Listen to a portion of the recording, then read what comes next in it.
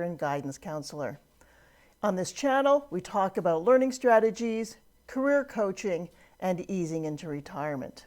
On today's menu, mid-career pivots. We're going to talk about mid-career job fears. And possibly this is due to layoffs at your company. Maybe you actually want a career change, or maybe you just don't know what's coming. You've heard rumors, things are going to change, there's going to be a reorg. Well, when I was reading the book, it wasn't too far in when I saw she was using a tool that she called her 5-second rule. Think to those countdowns at NASA. 5, 4, 3, 2, 1, blast off. Weren't you expecting something to happen, maybe a little bit more exciting than me saying blast off? We are programmed in our brains to expect action after we hear that countdown. I mean, it might fall back to when we were kids in school and you were in the playground and you're on your mark, get set, go. I mean, I almost want to run when I hear that. So the timing of this book was actually really great because, well, a lot of places are doing major cutbacks right now, sorry to say. I know that out here in Nova Scotia, the government is planning to do some cutbacks on staff. All of the arm's length corporations and agencies connected to them are going to be doing some layoffs. And that waiting to find out if you're staying or if you're going has so much stress. So let's think about what happens with this mid-career panic. When somebody loses a job or believes they might soon lose a job, especially mid-career, panic often will set in. You know, at this point of your life, there are mortgages, there may be kids to feed. You might still be paying off student loans or car loans. There are, different things going on in your life.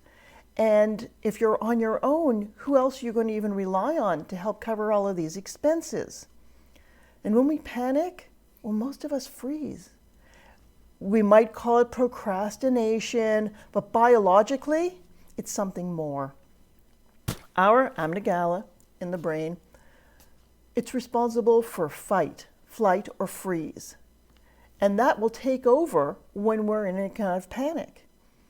And freeze can be very paralyzing. Often, the waiting and the not knowing period is actually more stressful than having your outcome. Because at least when you have your outcome, you can start reacting to it. But waiting for that outcome, what can you do? So in the case of Mel Robbins, the author of the book, she had this happen to her. She was in bed, as I said. She didn't have any desire to do anything. So she decided to do the countdown. And when you got to 1, she was going to get out of bed. And that was her first step. So your first step, even if you're not sure if you're going to be laid off or be the person impacted, is write your resume, update your resume. I recommend that every January, regardless how secure your job may be, you update your resume.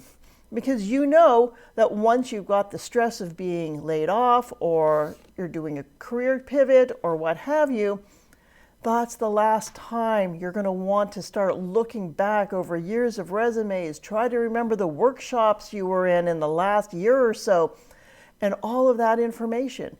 So much better if in January you just write your resume or update your resume each year so it's already sitting there. One less thing to worry about, one less thing to panic about. So when I was working, what I would do, I would create a resume folder on my desktop, and then every year I would create a new folder. So this year it would be 2026. In that, I would put an updated resume that I had done in January. And then if there were any jobs that I wanted to apply for, I would create a folder for each company. I also had a separate sheet where I would list all of the different professional developments, courses, and so on that I was taking. And I update that with each course, because who remembers all of the courses they've taken at the end of the year? I mean, it's even great if you aren't looking for any kind of job, but you just need to have that information at your fingertips for your annual review. And don't forget, this is also a great time where you can assess where your career is. Maybe you want to make your own changes. And it's a really great time to do an assessment of where you are in your life. I know for me, I pivoted so many times in my career, usually by choice, but not always. And I found initially I would have to take a pay drop, but as time went on, I actually ended up soaring past the salary I would have made had I stayed in that original position. So it's something to consider, and I will be talking about this at more length in a future video. Okay, so the pivot is coming, whether it's by your choice or whether it's forced upon you. You have two choices, and these are your choices. Do you want to stay in the same kind of job, or do you want to go in a new direction? Do you want to try to do something different? You can, in a way, pursue both paths at the same time. You know, the first, of course, is looking for similar jobs to the one you had, both inside and outside your current corporation. And, you know, don't limit yourself to just that employer. Consider reaching out to previous coworkers, you know, people you may know in different career paths, professional contacts, and see what's going on in their organizations. You know, sometimes people who've moved on are your greatest resource. So why not call them, invite them out for a cup of coffee, and see what's been going on with them and what skills you may need to pivot into their type of job. Now, if you've decided you want to go into a new direction, well, start looking at job postings that are in that field. See what sort of skills they want. What do you have that's directly transferable? What can you tweak? What can you take a course on and learn a little bit more so that you're at least somewhat aware of it when you go in for an interview? And there are a lot of free courses online. There's tons of stuff on YouTube. There are courses you might be able to take through LinkedIn or through your library. So it doesn't always mean you have to go and take a university or college course in order to have qualifications. I mean, I found out a lot about AI just by taking one or two courses on LinkedIn. And of course, speaking about LinkedIn, it's really not an option anymore. You do have to have a profile on there if you want recruiters to find you, because a lot of recruiters are lurking around in LinkedIn looking for the ideal employee. And they will actually reach out to you. I've had it happen to me, not a job I actually wanted, but still, it was nice. Anyway, when you're creating a profile, there are some courses you can take on YouTube on how to create a profile. You might want to look at the profiles of people who are in your field or in the field you want to go into so that you can, you know, tweak, don't copy and paste, but tweak what they may have written and put it in for yourself. For those of you who are looking to go into a different field, you can use LinkedIn to find people who are working in that field, and then you can actually put in filters.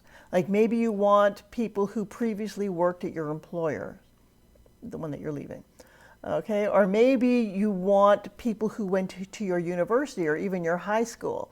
There are companies that I've worked at where people are very, very loyal to each other. And even though I may never have met the person who was, you know, on LinkedIn, I can state that I worked there and ask them for their help. Now, some people will ignore you, let's face it. You might have ignored them if they reached out to you. But other people, they're going to help you out. And you'll be amazed at how many people are very happy to share what they know or openings that are going on in their field and so on and so forth. So don't forget about that resource. Well, after we've had the little bit of a pity party, and rightly so, you've got to look at what your next steps are. You cannot sit at the pity party stage for long wallowing because time is of the essence. All right. Now, ideally, you have been working on your resume every year. Okay, takeaway. If you aren't losing your job, and this has nothing to do with you, but you know, you've got this on while you're baking or whatever you're doing. Okay, always, every January, update your resume. It may be very little, very small tweaks. You know, you're adding another year on, or maybe you took some, you know, want to take off the courses you took 5 years ago. You're mid-career or you've moved pretty high up on that corporate ladder, it's harder and harder to find positions in your field.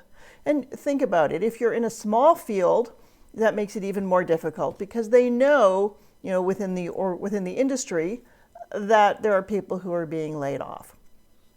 Okay, and so it's more of a employer's market than a employees market, as they would say. But that doesn't mean that you have no options, and that does not mean that you're not in control. And I will say, I have what I call a checkered career path. Teaching was not my first career, although I was in it for over 20 years, so we won't do the math on that. But I was a banker. I was a government employee.